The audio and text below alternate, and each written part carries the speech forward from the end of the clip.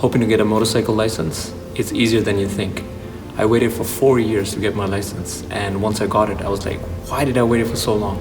So it's simple, it's a 3-step process, and here's how you do it. Welcome to Traction Control, Advanced Riding School. Let's get started. There are 3 different types of motorcycle licenses, and it's a graduated licensing system in Ontario. So you'll be starting at level 1, which is M1, and it's a written test. In order to get your M1, all you gotta do is visit Drive Test Center and write your test.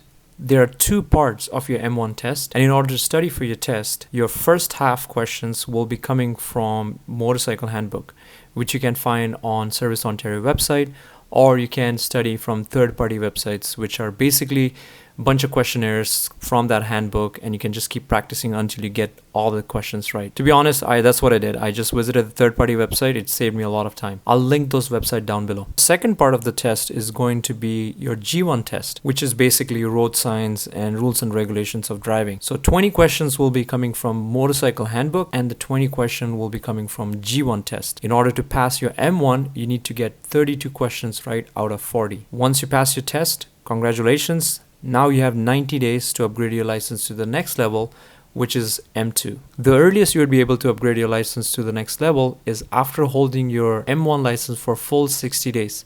Your M2 is basically parking lot test where you're tested upon being able to control your motorcycle at slow speeds. And there's a couple ways of booking this test. Your option 1 is booking it directly with the Drive Test Center, for which you need to have a motorcycle. You can either have yours, you can rent it or borrow it. Your option 2 would be getting your M2 through Motorcycle Safety Course. Typically, it's a 2-day course where they teach you how to ride a motorcycle. You'll be riding their motorcycle in a controlled environment, and you'll have instructors around you. So it's a really great way to learn how to ride a motorcycle properly. By the end of the course, you'll be doing your M2 test. Once you pass the test, you go visit Drive Test Center and upgrade your license to M2. A good thing about a safety course is you don't have to wait for 60 days to do your M2 test. You can literally do the safety course as soon as you have your M1 license. Mind you, you still have to wait 60 days in order to upgrade your license to M2. So even if you're doing your safety course earlier, you still have to hold your M1 license for full 60 days.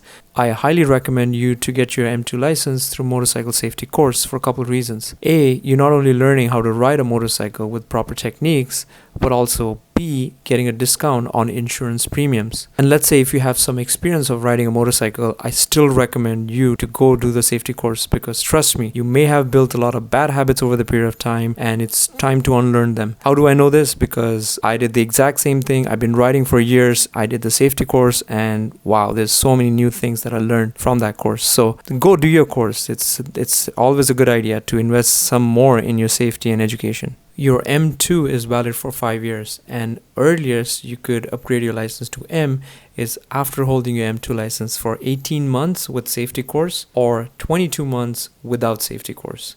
It's ideal for you to upgrade your license as soon as possible, but whatever you do not let it expire. Upgrade your license within that 5 years, otherwise you'll be starting back at level 1, and that's going to be a long way to get your full license. Your M test is going to be held on street, and you need a street legal motorcycle that's capable of highway speeds. You could do your M test through Motorcycle Training School or go directly to Drive Test Center. At this point, you're pretty much expected to have street riding experience prior and have all the skills that are required for the highway speeds. Motorcycle Training School will not teach you how to ride a motorcycle on the street. What's the difference between Drive Test Center and the riding schools is basically with Drive Test, you're going straight into the test, whereas Motorcycle Training School will explain you what's going to be in your test or what the things they're going to look for. You get to practice it. Instructor will get to guide you, will correct your mistakes before the test, and then you go for your test. So there are pretty much no surprises when you go with the Motorcycle Training School. And if you're feeling confident to do your M test directly with Drive Test Center, I would still recommend you to do some research and practice, because it's more than being able to ride a motorcycle and following traffic rules. You gotta know other things such as not changing gears in intersection, doing constant head check, knowing the right blocking position, etc. So do your research before you go for your test. I hope this was helpful, and if you have any questions, feel free to write them down below in a comment section.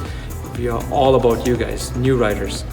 And at any point of your licensing stage, if you feel like you need some extra coaching or advanced riding techniques, more practice time, feel free to reach out to us at tractioncontrol.ca. Thank you